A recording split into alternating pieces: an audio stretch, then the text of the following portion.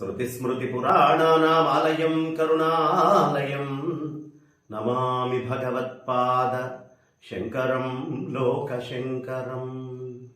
అవిద్యారణ్యకాంతారే ప్రాణినాం భ్రమతాం సదా విద్యామార్గోపదేష్టారం విద్యారణ్య గురుం భజే. సభాకల్పతరం వందే. ఇవాళ ఒక ఆసక్తికరమైనటువంటి కథని చెప్పి ఆ కథ నుంచి అనేక విషయాల్ని ఇవాళ మనం చర్చ చేద్దాం. పూర్వము ఒక కాకి పాపం బాగా పిసినారు వాళ్ళందరూ కూర్చొని సభ చేసుకుంటున్నారు. కార్తీక వనభోజనాలు చేసుకుంటున్నారు.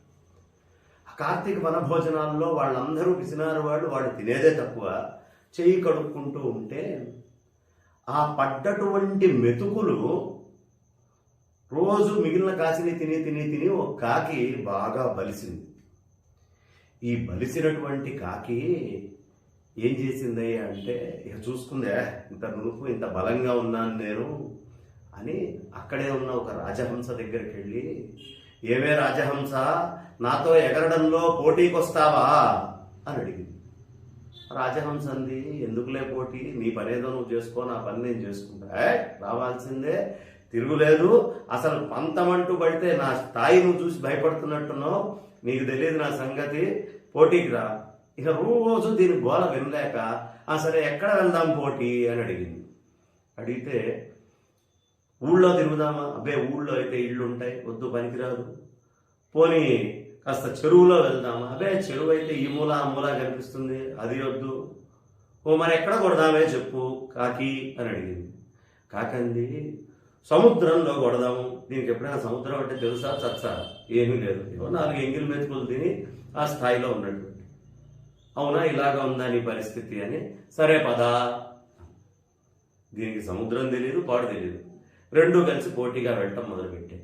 రాజహంస ఒక్కసారి ఇట్లా రెక్కలు కొట్టంగానే మైళ్ళ దూరం అట్లా వేగంగా వెళ్ళిపోతుంది. ఇక ఇది 1 మైలు వెళ్ళేటప్పటికీ ఈ కాకి తప 1000 సార్లు రెక్కలు కొట్టుకుంది. ఆ మైలు వెళ్ళాక అది తిన్నటువంటి ఎంగిలి మతుకుల బలం మొత్తం తగ్గి వెనక్కి వెళ్దామని చూస్తే ఎక్కడా భూమి కనిపించలేదు దానికి. ముందరికి వెళ్దామా, నీళ్లు, ఇదేమిట్రా ఎక్కడా నీళ్లు కనిపించట్లేదు అని ఎక్కడో ఉన్నటువంటి ఆ రాజహంస గుర్తు కూడా కనిపించకుండా వెనక్కి రాలేక ముందరికి పోలేక ఆ సముద్రంలోనే పడి చచ్చిపోయింది.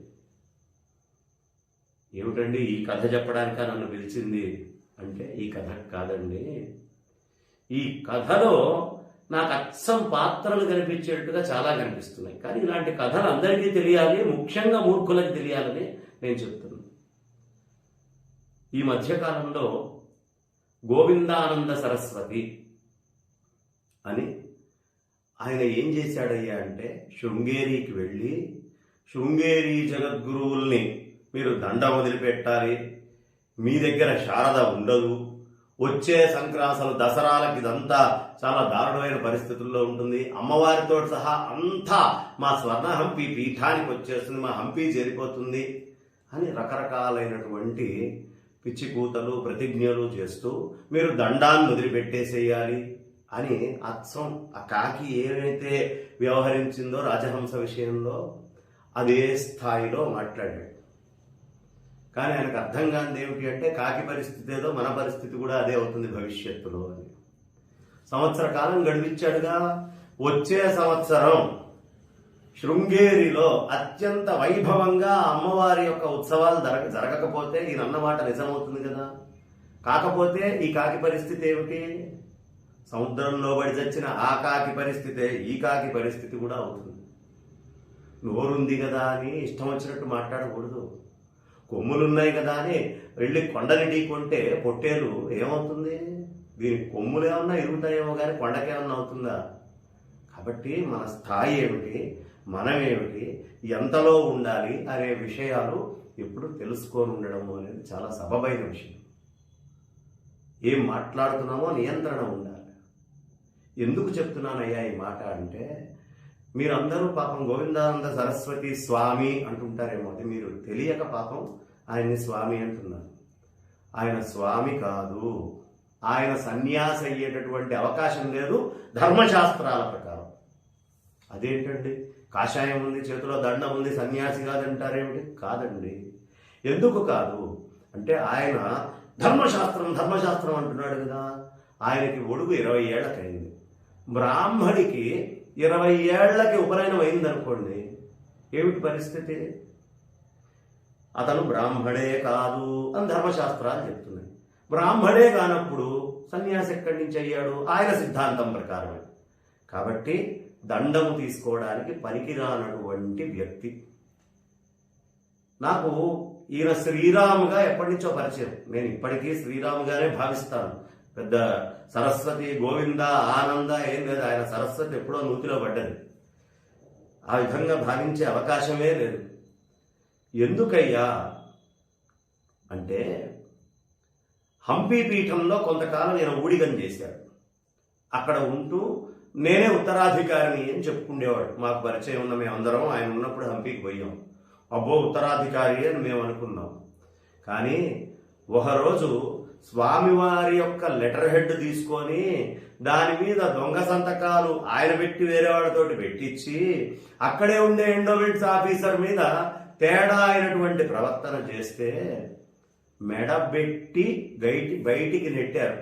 ఇవాళ ఉన్నటువంటి విద్యారణ్య భారతీ స్వామి చరణం. ఇది ఆయన చరిత్ర. అంటే ఫ్రాడ్ చేయటము అనేది, తప్పుడు వ్యవహారాలు చేయటము అనేది ఆయనకి ఇవాళ కొత్తగా వచ్చినటువంటిది కాదు, లోపల నుంచి ఉంది. తర్వాత ఏం చేశాడండి? శృంగేరి వెళ్ళాడు. వెళ్ళిన వాడు శృంగేరిలో ఏమన్నా సక్రమంగా నాయన 4 శాస్త్రం ముక్కలు నేర్చుకో, కాస్త ఏదో అది ఇది తిను అని ఆ కాకి ఎంగిలి మెతుకులు తిన్నది చూడండి.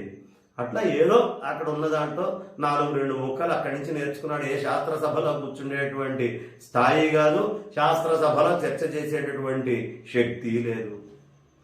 ఆ 4 ఎంగిలి మెతుకుల అక్కడే తిని ఎక్కడ తిన్నాదో అక్కడే ఉండేటటువంటి జగద్గురువుల్ని ఆక్షేపణ చేసే స్థాయికి వచ్చింది ఈ కాకి. ఎందుకు చెప్తున్నానయ్యా అంటే కాకికి చూడటానికి 2 కళ్ళు ఉన్నట్టు ఉంటాయి, కానీ ఒకటే గుడ్డు ఉంటుంది. ఇటుపక్క గుడ్డు పడితే అటుపక్క కనిపించదు, అటుపక్క గుడ్డు పడితే ఇటుపక్క కనిపించదు. పాపం ఇక్కడ అయిపోయాక ఏమైనా సన్యాసం ఇస్తారేమో అని అనుకుంటే ఇక్కడ ఏమీ రాకపోయేటప్పటికీ ద్వారకా స్వామి వారి దగ్గరికి, స్వరూపానంద సరస్వతి మహాస్వామి చరణుల దగ్గరికి వెళ్ళి ఆయన యొక్క శిష్యుల వద్ద దగ్గర నుంచి దండం తీసుకున్నాడు. ఆయన ఏది దండం తీసుకోవడానికి పనికిరాడు. ఎందుకు పనికిరాడయ్యా అంటే ఒకటి చెప్పాను 20 ఏళ్లకైంది అని, రెండో విధంగా కూడా దండం పనికిరాడు. కారణం ఏమిటి అంటే శృంగేరి జగద్గురువుల్ని మీరు ఆయనకి దండం ఎలా ఇచ్చారు అని ప్రశ్న వేశాడు. దండం స్వామివారు ఇవ్వలేదు వైశ్యస్వామికి. ఇవ్వకపోయినా ఆయన విషయంలో ఆరోపణ చెప్పి నువ్వు దండాన్ని త్యాగం చేయాలి అన్నట్టు ఏకవచనం చేసి నిస్సిగ్గుగా నిర్లజ్జగా ఓ స్వామిని అనే విషయం కూడా మర్చిపోయి ఈ వివేకం అనేది సర్వనాశనమయ్యి ఒక సామాన్యుడు మాత్రము విజ్ఞత కూడా లేకుండా మాట్లాడిన వాడు ఏం చేశాడండి?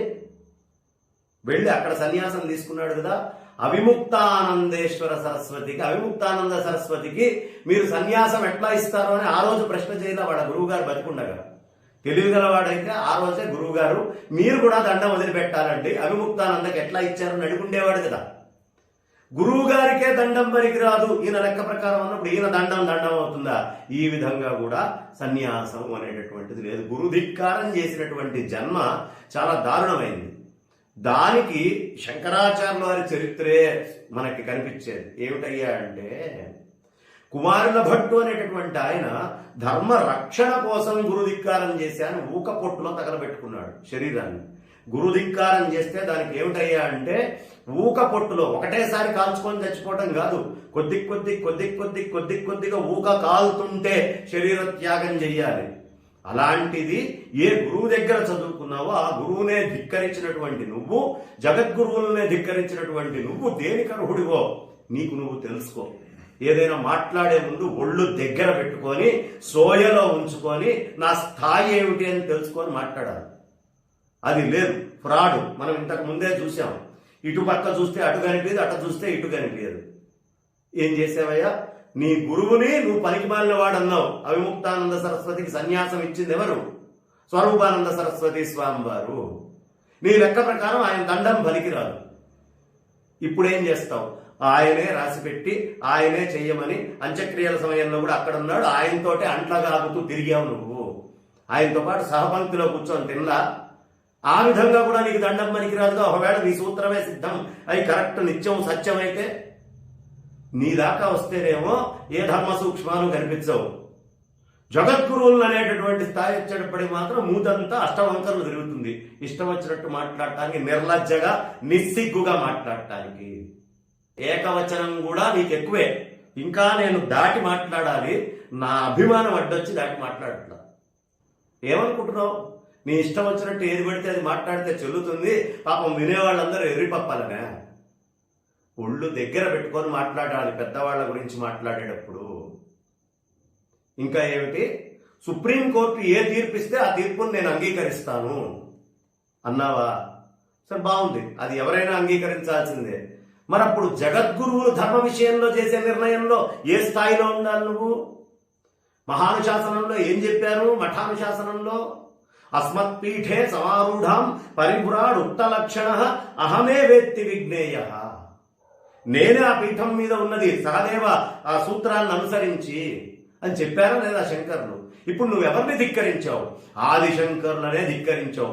ఆ విధంగా కూడా నీకు దండం పట్టుకోవడానికి అర్హత లేదు.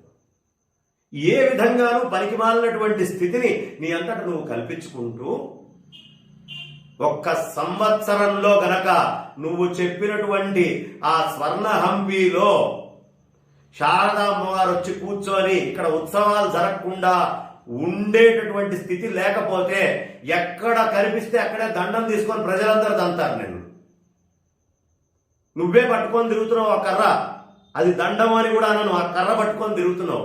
ఆ కర్ర తీసుకొని తాట తీస్తారు తప్పుడు మాటలు మాట్లాడినందుకు. ఒళ్ళు దగ్గర పెట్టుకొని మాట్లాడాలి ఏదైనా మాట్లాడేటప్పుడు.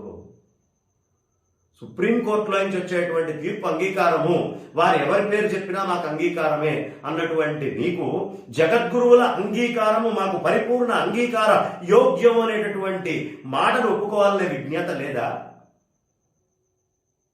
ఎక్కడ పోతే అక్కడ, ఏది వెళ్తే అది గొడవ గొడవ గొడవ గొడవ గొడవ. ఎంతసేపు ఉన్నా ఏదో ఒక గోల చేద్దామనే గాని అంతర్ముఖుండై ఆ ఆత్మతత్వ దర్శనం చేద్దామనే ఈషన్ మాత్రం విచక్షణ జ్ఞానంతో తీసుకుంటేగా దండం. అధికారం కోసం తీసుకున్నావు దండం. నాకు ఇప్పుడు అనిపిస్తోంది నా మనసుకి, బహుశా ఆ విముక్తానంద సరస్వతి స్వామి వారి పీఠం మీద నేను కూర్చోవాలనే దురద దుగ్ధతోటి ఈ పనికిమాలిన మాటలన్నీ మాట్లాడుతున్నాడు ఈ గోవిందానంద సరస్వతి అని. శిష్యులు ఎవరు చూస్తూ ఊరుకోరు, ఊరికినే కూర్చోరు. నువ్వు మాట్లాడుతోంది చాలా తప్పుడు మాట. ఆకాశం మీద ఉమ్మేస్తున్నావు, నీ మొహం మీద వచ్చి అది పరిపూర్ణంగా పడుతుంది. కాబట్టి ఎప్పుడైనా జీవితాన్ని ధర్మబద్ధంగా శాస్త్రబద్ధంగా 100 మాటలు నువ్వు మాట్లాడేవే, ఆ కింద గురిగింజకుండే కింద నలపుని చూసుకో. అప్పుడు మన పరిస్థితి ఏంటి అనేది మనకు అర్థమవుతుంది. ఆ తర్వాత పెద్దవాళ్ళ గురించి మాట్లాడచ్చు. ఇప్పుడు నువ్వు స్వర్ణ హంపి పీఠం అని ఆ హంపి స్వామి వారు మెడబట్టి ఎళ్ళగొడితే తీసుకొచ్చుకొని పీఠం పెట్టుకున్నావు కదా, దీనికి సమాధానము నాకు అక్కడే పాపం తెనాలి రామకృష్ణుడని అక్కడే పుట్టింది ఈ కథ. ఇప్పుడు నేను చెప్పేటటువంటిది ప్రగడరాన్ నరసుడు అనేటటువంటి ఒక కవి వచ్చాడు. నేను పెద్దవాళ్ల వాటిల్లో అన్ని తప్పులు పట్టుకుంటాను, నేను చెప్పింది ఎవడు రాయలేడు అని చెబితే అరక్షణంలో అతన్ని ఓడగొట్టి అక్కడ ఒక అద్భుతమైనటువంటి పద్యం తెనాలి రామకృష్ణుడు చెప్తాడు. తెలియనివన్నీ తప్పులని దిట్టతనాన సభాంతరంబున పలుకగరాదురోరి పలుమారులు పిశాచపు పాడెగట్ట నీ పలికిన నోట దుమ్మువడ భావ్యమెరుంగవే పెద్దలైన వారల నిరసింతువా ప్రగడరాన్ నరస విరస తుస బుస అని అక్కడ తిట్టాడు పెద్దవాళ్ళని.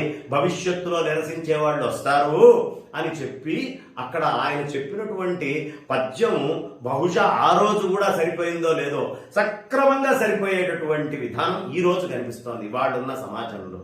ఇది అందరికీ అర్థం కావాలి. జగద్గురువుల గురించి వంకబెట్టే స్థాయి మీది కాదు, నీది కాదు, అయ్యే అవకాశము లేదు.